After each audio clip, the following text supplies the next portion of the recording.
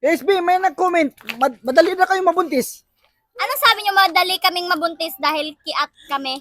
Bakit yung anak mong behave na sa bahay niyo ang unang nabuntis? Ayan tuloy, hindi mo kasi binabantayan yung buhay ng anak mo. Inuuna mo yung buhay ng ibang tao. Kaya hindi mo alam kung sinong gumalaw ng anak mo. Kasi kahit sino lalaki ang dinadala sa bahay niyo. Ang sabi-sabi mo kung sino una mabuntis sa amin, baka yung anak mo yung una nabuntis sa amin kasi ang landi-landi. At ini-spoiled mo kasi.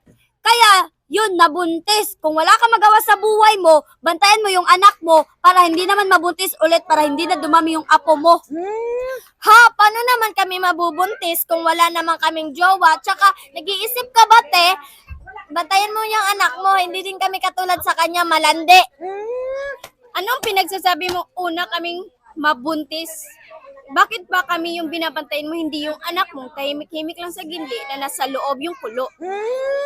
Bakit naman ako mabubuntis na wala naman ako matris at hindi kami malandi? Anong sabi mo? Mabilis kaming mabuntis.